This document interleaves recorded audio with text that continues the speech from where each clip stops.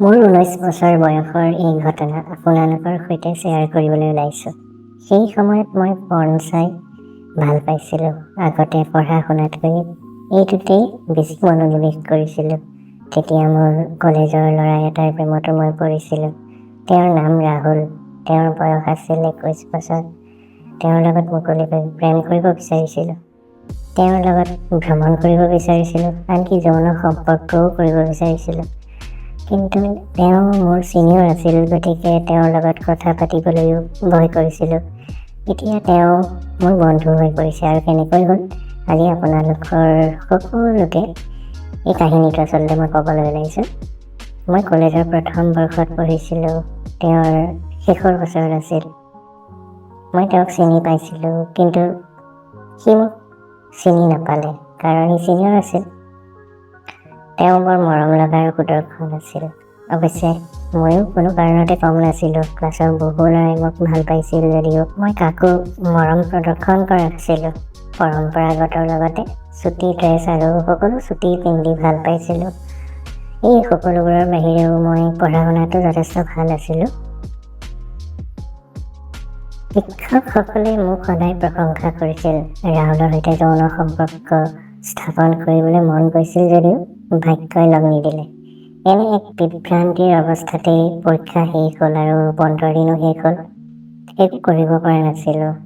ৰাহুলক ইনষ্টাত ফ'ল' কৰিছিলোঁ। কেৱল তেওঁক চাই চকু আৰু তলখিনিহে তিয়াই ৰৈছিলোঁ। ইয়াৰ পিছত মই গম পালোঁ যে তাৰ কলেজ শেষ হ'ব আৰু সি কেতিয়াও ঘূৰি নাহে কলেজলৈ। তথাপিও ভাবিলোঁ তাৰ লগত ইনষ্টাত কথা পাতিবলৈ চেষ্টা কৰিম। এই কথা ভাবি মই মোৰ পিঠাখন ঘঁহি ঘঁহি সেইদিনা শুই পৰিলোঁ। পিছদিনা ৰাতিপুৱা চাহ খাবলৈ পাকঘৰলৈ গ'লোঁ। মায়ে ক'লে যে মোৰ পেহীৰ ল'ৰা ৰন্টুৰ বিয়া হ'ব। আনন্দতে সুধিলোঁ, কেতিয়ানো বিয়াখন মা? আমি কেতিয়া যাম? বজাৰ কৰিব লাগিব নহয়নে? মায়ে ক'লে, তুমি জানা যে পেহীৰ লগত কাজিয়া হৈছিল, গতিকে তোমাৰ দেউতা যদি নাযায় আৰু যদি তেওঁ নাযায় তেতিয়া ময়ো নাযাওঁ। তুমি ভাইটিক সোধা, আৰু যদি সি যায় তেন্তে তোমালোক দুয়োটাই যাবাগৈ। এই কথা শুনি মোৰ অলপ বেয়া লাগিল। তাৰ পাছত ভাইটিক সোধোতে সি ক'লে, মোৰ বিয়ালৈ যাবলৈ মন নাই বাইদেউ। অৰ্থাৎ কথাটো নাকচ হোৱাৰ দৰেই হ'ল। আৰু মই ঠিক কৰিলোঁ যে বিয়াখনলৈ মই যাম। যিকোনো মূল্যৰ বিনিময়ত মই যাব লাগিব, আৰু মই যাবলগীয়া হ'ল। কাৰণ সম্বন্ধ ৰক্ষা কৰাৰো প্ৰয়োজন আছে আমাৰ সকলোৰে। অকলে যাব লগা হ'লেও জোৰ দি সকলোকে পতিয়ন নিয়ালোঁ যে মই অকলে যাব পাৰিম। সকলোৱে মোৰ মতত হয়ভৰো দিলে। ৰাতিপুৱাই 2টা বেগ পেক কৰি ৰঙা কুৰ্তি আৰু বগা জিন্স পিন্ধি ওলাই আহিলোঁ। বিয়াৰ ঘৰ পোৱাৰ সময়লৈকে দুপৰীয়া হ'ল। ট্ৰেইনৰ পৰা নামি পেহীৰ ঘৰলৈ যাবলৈ অটো এখনত বহিলোঁ। আধা বাটতে অটোখন বেয়া হৈ গ'ল নহয়। এতিয়া কি কৰিম? পেহীৰ ঘৰ তেতিয়াও বহুত দূৰত আছিল। ইফালে মোৰ হাতত 2টা বেগ, খোজকাঢ়িও যাব পৰা নাছিলোঁ। আৰু ৰাস্তাটো গাঁৱৰ আছিল। গাড়ী মটৰ আহ-যাহ যথেষ্ট কম আছিল। আধা ঘণ্টা পাৰ হৈ গ'ল, কিন্তু অটো মেৰামতি নহ'ল। গতিকে অটোৰ পৰা নামি আন এখন অটো অহালৈ অপেক্ষা কৰিবলৈ ধৰিলোঁ। ঠিক তেনেতে সন্মুখৰ পৰা এজন ল'ৰা এখন বাইকত আহি আছিল। পিন্ধনত বগা চাৰ্ট আৰু নীলা পেণ্ট। খন্তেক সময়ৰ বাবে মনোযোগ বেলেগ হৈ পৰিল। দূৰৰ পৰাই ল'ৰাজনৰ চেহেৰা পাতি ধুনীয়া দেখি মই চাই ৰ'লোঁ তালৈ। তেওঁ হঠাতে সন্মুখলৈ আহি বাইকখন ৰখাই দিলে। মই চাই আচৰিত হ'লোঁ। ইয়াতো আছিল ৰাহুল। ভাবিবলৈ ধৰিলোঁ, সি বাৰু ইয়াত কি কৰি আছে? ৰাহুলে কিবা এটা কৈ আছিল, কিন্তু মোৰ কাণত নোসোমালে, কাৰণ মই সঁচাকৈ হতভম্ব হৈ গৈছিলোঁ। সি ইয়াত কেনেকৈ আহিল? যদিও মোৰ সমগ্ৰ মনোযোগ তাৰ ফালে চোৱাতহে মগ্ন আছিল। মনটোত বুজাব নোৱাৰা এটা ভাল লগা আহিল। এটা বিদ্যুৎ গতিত সেই ভাল লগাটো আহি গ'ল। ৰাহুলে ক'লে, অ' হেল্ল' মিছ ৰেড লাইট। মাজবাটত ট্ৰেইনখন ৰখাবলৈ থিয় হৈ আছে নেকি? মই ক'লোঁ, তোমাক বাধা দিবলৈ ৰৈ আছোঁ। অটো ড্ৰাইভাৰজনে ক'লে, ভাইটি, মোৰ অটোখন বেয়া হৈছে। ওচৰতে বিয়াখন আছে। বেলেগ অটো আহিলেহে হ'ব। এতিয়া দুপৰীয়া হ'ল যে, তালৈ এওঁক লৈ যাব পাৰিবা নেকি? ৰাহুলে ক'লে, ঠিক আছে, কোনো সমস্যা নাই, ময়ো বিয়া এখনলৈ গৈ আছোঁ। ৰাহুলে ক'লে, লাহে লাহে ভণ্টি, এতিয়ালৈকে তুমি মনে মনে থিয় হৈ আছিলা। বিয়াৰ কথা শুনি হঠাতে কিয় ইমান উত্তেজিত হৈ পৰিলা ন? মই ক'লোঁ, হেৰি, মোৰ পেহীৰ ল'ৰা ৰন্টুৰো বিয়া।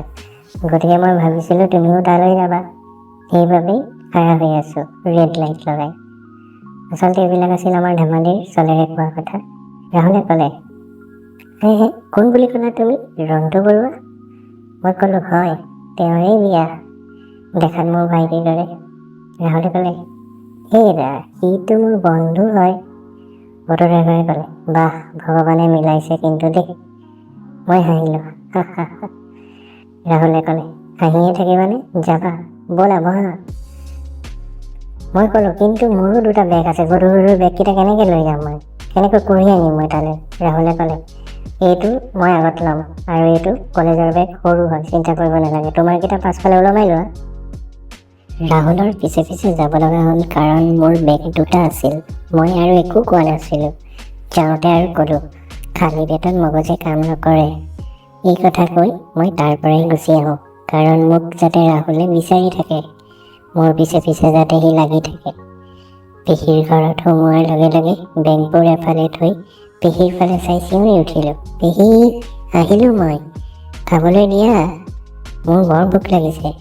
পেহীয়ে ক'লে, ঠিক আছে শিৱানী, তুমি ফ্ৰেছ হৈ লোৱা, মই এতিয়াই খোৱাৰ ব্যৱস্থা কৰিছোঁ। তাৰপিছত কাপোৰবোৰ লৈ বাথৰুমলৈ গৈ ফ্ৰেছ হৈ ল'লোঁ। আনহাতে ভালকৈ গা ধুই ব্ৰা, পেণ্টি আৰু ঘৰত পিন্ধা সাধাৰণ কাপোৰ, টি-চাৰ্ট আৰু পালাজো পিন্ধি ওলাই আহোঁ। খাবলৈ বহিলোঁ। খাই থাকোঁতে পেহী আৰু ভনীয়েকৰ লগত কথা পাতিলোঁ।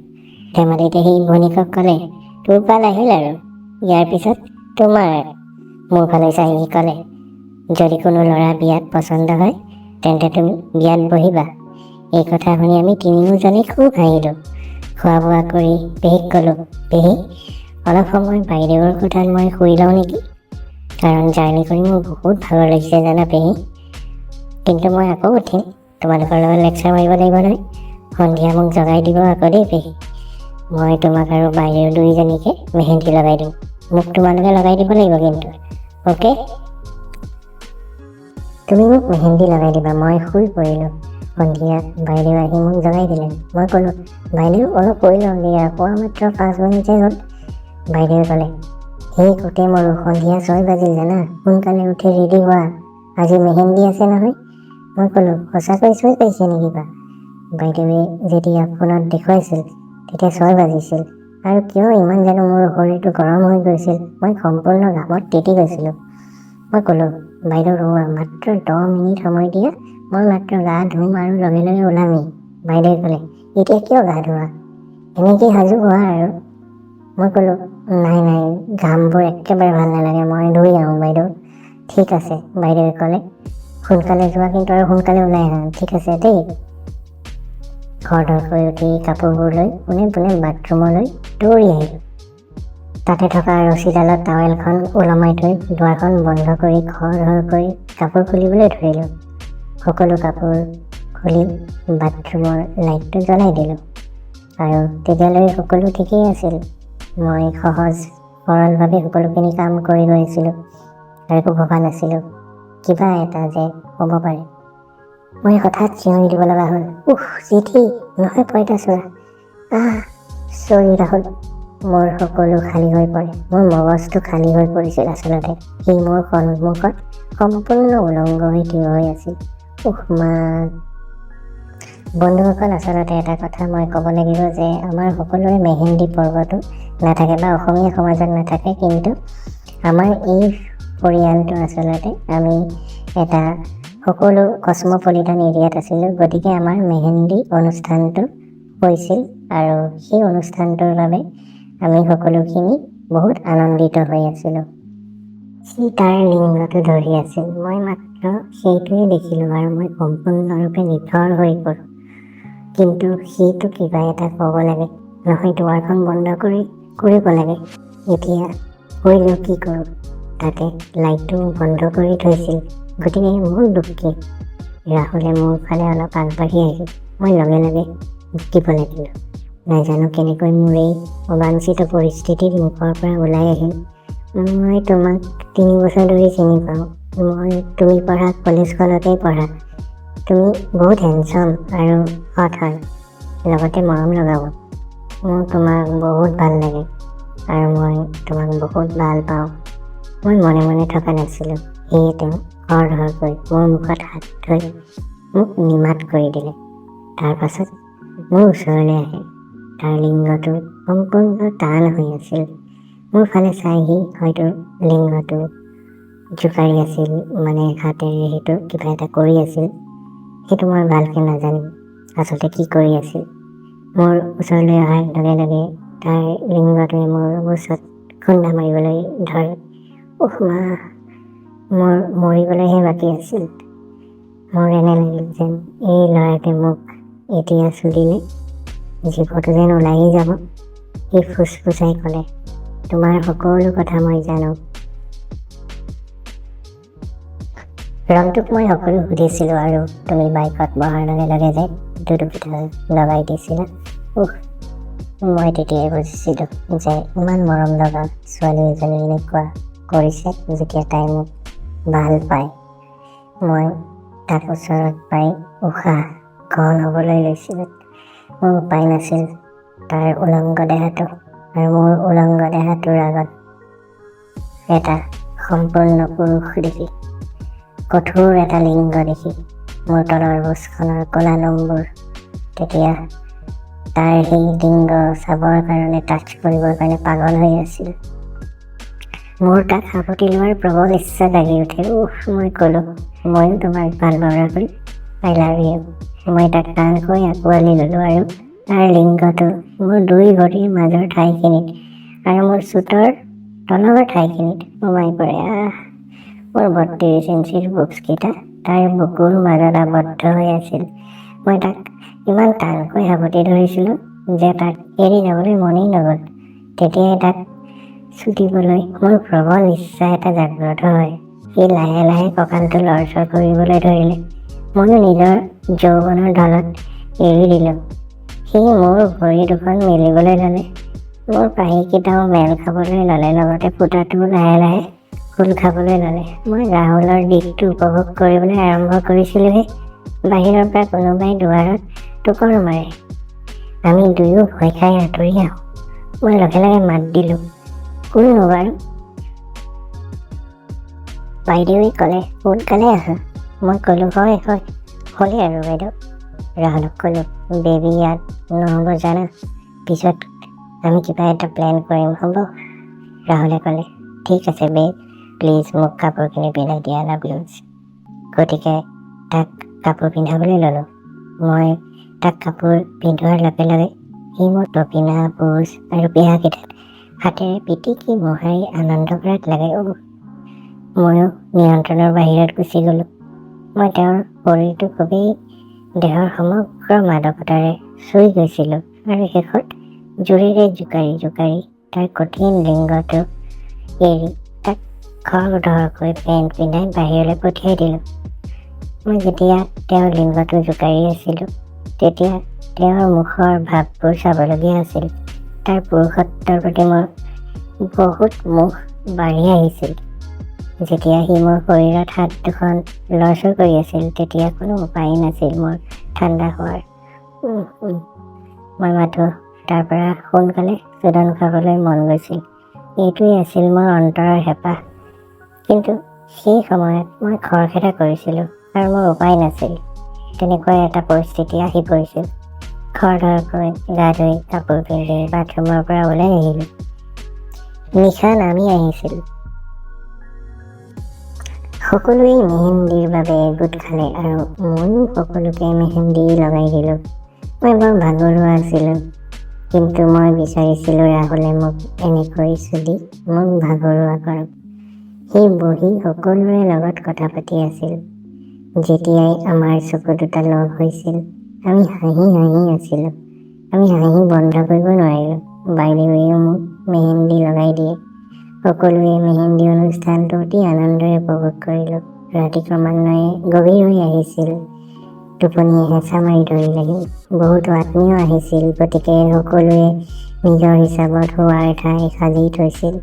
কিছুমানে গাৰু, কিছুমানে গাদী, বিভিন্ন ঠাইত বিভিন্ন ধৰণে নিজৰ ঠাইখিনি অকুপাই কৰিছিল।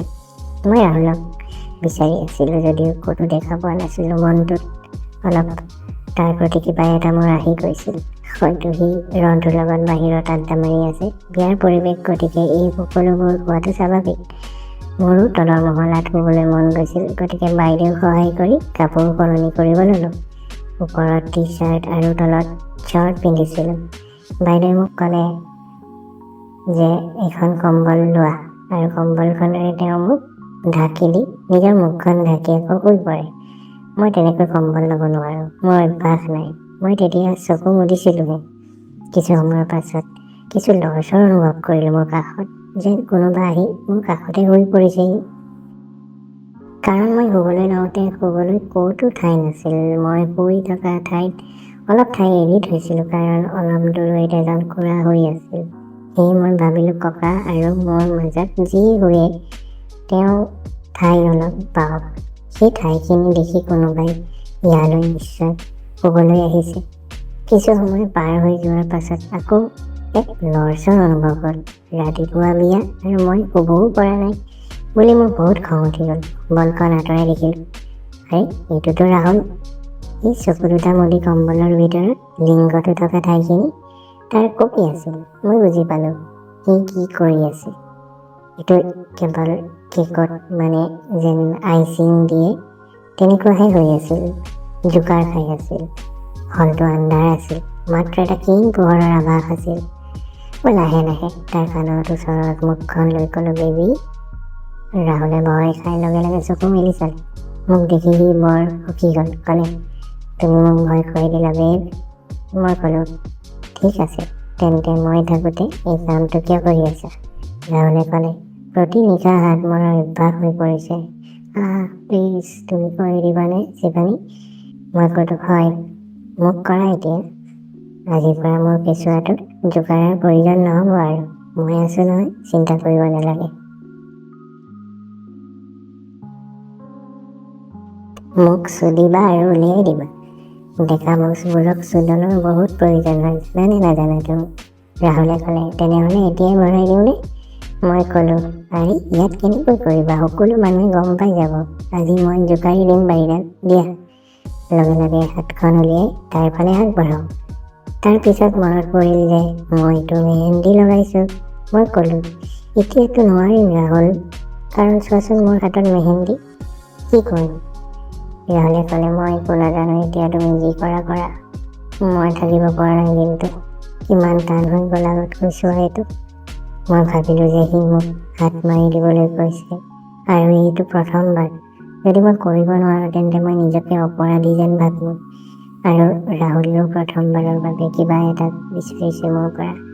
মোৰ পণ মনত পৰিবলৈ ল'লে, আৰু লগে লগে মোৰ মনলৈ আহিল যে যদি হাত নাথাকে তেন্তে মুখখনতো আছে আৰু বুজখনোতো আছে, কিন্তু ইয়াত সেই সকলোবোৰ কেনেকৈ সম্ভৱ? মই ক'লোঁ, বেবী, হৈ যাব, কিন্তু সকলোৱেই হ'ব, কিন্তু ইয়াত আকৌ সকলোৱেই শুই আছে ন? তেতিয়াহ'লে ইয়াত নোৱাৰিম জানা। মনলৈ চিন্তা আহিব ল'লে, আন এঠাইত পাৰি নেকি কৰিব? ভাল চিন্তা এটা হঠাৎ আহিব ধৰিলে। তেতিয়া ৰাহুলে ক'লে, ব'লা চাদলৈ যাম। মই ক'লোঁ, হয়, সোনকালে ব'লা। লাহে লাহে উঠি সকলোৰে চকুৰ পৰা আঁতৰি আহি আমি মনে মনে টেৰেছলৈ গ'লোঁ। ইয়াৰ পিছত আমাৰ ইমান হাবিয়াসবোৰক লৈ কিমান যে মজা কৰিলোঁ। এতিয়াও ভাবি বহুত ভাল লাগে। কিন্তু বন্ধুসকল, আজি এই প্ৰথম খণ্ডটি আপোনালোকলৈ আগবঢ়ালোঁ। অতি সোনকালে দ্বিতীয় খণ্ডটিও আপোনালোকলৈ আগবঢ়াম। তেতিয়ালৈ চাই থাকিব। ধন্যবাদ।